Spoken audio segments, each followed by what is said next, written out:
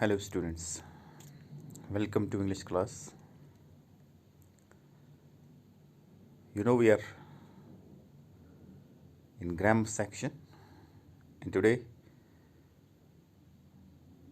the topic we have to discuss is rearranging of jumbled sentences.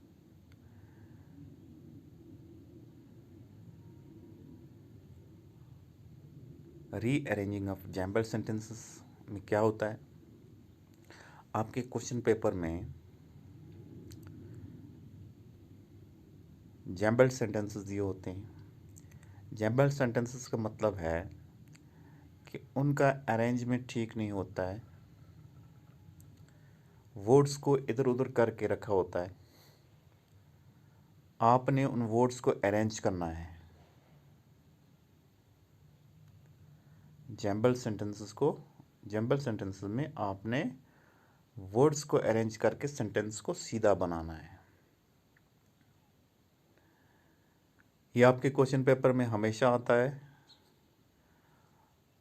पुराने question paper check कर लें, बहुत आसान है। समझने की बात है, but one thing must be remembered, and that is that you must be perfect in speaking and writing to be able to rearrange these sentences. Grammatically आपके टेंसेस परफेक्ट होने चाहिए। अगर आपके टेंसेस परफेक्ट हैं, आपका ग्रामर परफेक्ट है, आप language लिखने के लायक हैं, लैंग्वेज बोलने के लायक हैं, तो आपके लिए जैम्बल सेंटेंसेस को रीअरेंज करना कोई बड़ी बात नहीं होगी। तो एग्जांपल देखते हैं हम। पहले जैम्बल सेंटेंस है, पार्ट ए देख लें। पीकॉक के बारे में है ये पूरा पोर्शन। पहला, peacock a beautiful is a bird. Peacock के बारे में कहा गया है, लेकिन आपको समझ भी आए ये क्या लिखा हुआ है। हम उसको रीअरेंज करेंगे तो कैसे करेंगे? बहुत आसान है। Peacock is a beautiful bird. Peacock is a beautiful bird. Peacock एक खूबसूरत परिंदा है। मोर एक खूबसूरत परिंदा है। अब इसी का बी पार्ट है पोर्शन 1 का। नेक feathers covered is lovely its with। कोई ढंग बनता नहीं है, हमने सीधा करना है, तब मीनिंग पता चलेगा। तो हम पीकॉक की बात करें पोर्शन 1 में। Peacock is a beautiful bird. पहली चीज़, peacock is a beautiful bird. तो दूसरी बात जो है, दूसरा जो हमने रीअरेंज करना ही है, इसकी नेक, इसकी गर्दन रीअरेंज कैसे करेंगे? It's neck is covered with lovely feathers। इसकी गर्दन जो होती है वो लवली feathers से कवर होती है। उसकी गर्दन पे आपने देखे होंगे चमकीले feathers जो होते हैं, चमकीले होते हैं, वो चमकते हैं। सी पार्ट इसी का देखेंगे अब। Green blue it's and body is. Rearrange करके लिखेंगे, its body is green and blue. Its body is green and blue. इसकी बॉडी जो होती है वो ग्रीन और ब्लू कलर की होती है। आधे फीदर्स ग्रीन कलर के होते हैं, आधे ब्लू कलर के होते हैं। Glory its tail long is kids. इसकी खूबसूरती सबसे ज़्यादा किस में होती है? इसकी दुम में होती है। आप लोगों ने देखा होगा जब दुम को फैलाती है। तो इसको हम रीअरेंज करेंगे। It's long tail is it's glory. It's long tail यानी मोर की लंबी दुम जो है वो इसकी इसकी ग्लोरी होती है, वो इसकी सबसे ज़्यादा खूबसूरती, वही सब खूबसूरती ज़्यादा उसमें होती है। Next, it national our is boat. It national our is bird. Its are national boat, rearrange करके लिखेंगे। इट्स आर नेशनल बर्ड, ये हमारा कौमी परिंदा है। ये हमारा कौमी परिंदा है। नेक्स्ट पार्ट में हम देते हैं called rose the queen the is flowers of. देखिए बहुत आसान है। पहले मोर की बात हो रही थी, अब रोज़ की बात हो रही है। पार्ट ए देख लीजिए सेकंड पोर्शन का। Called rose the queen the is flowers of. तो इसको लिखेंगे rose is called the queen of the flowers. Rose is called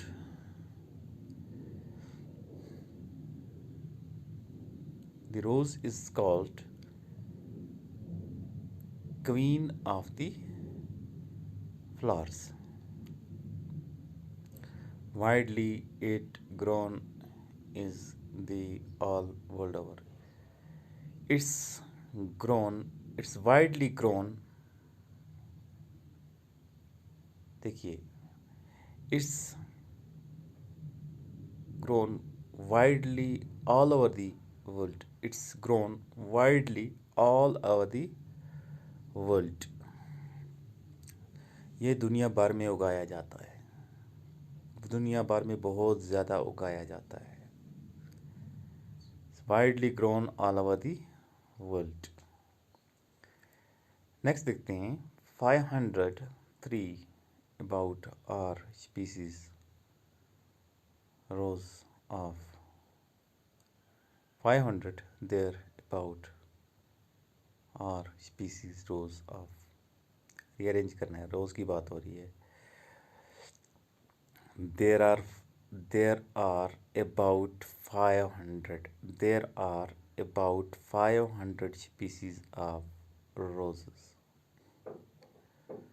गुलाबों की कम से कम 500, तकरीबन 500 स्पीसीज हैं।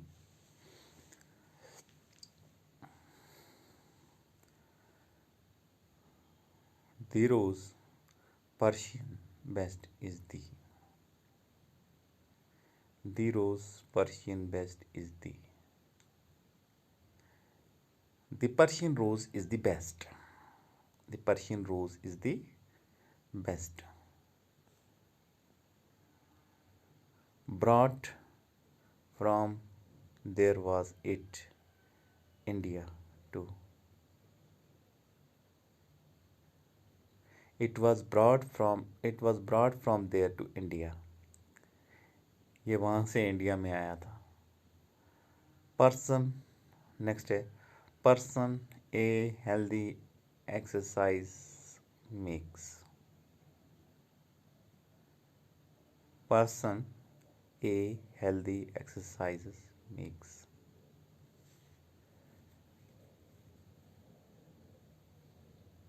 Exercise makes a person healthy. Exercise makes a person healthy. Important in life, it once is. It's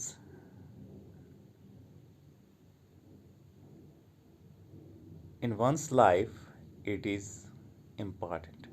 In one's life, it's important. Okay. Exercise means exercise is important.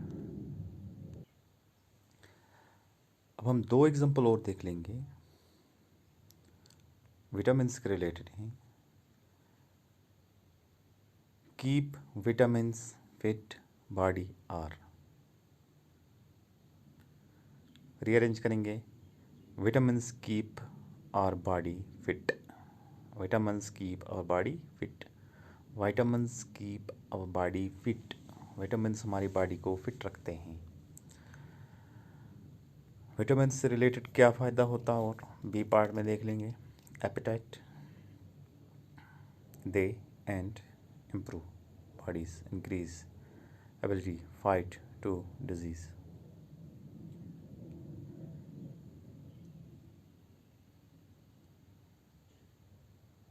They increase appetite, वो भूख बढ़ाते हैं। कौन? Vitamin. दे increase appetite, वो भूख बढ़ाते हैं। And improve bodies ability to fight diseases, और डिजीज़ को फाइट करने के लिए हमारी बॉडी की एबिलिटी को वो इम्प्रूव करते हैं। So this much is very very much important that you must go through and understand. Do watch this video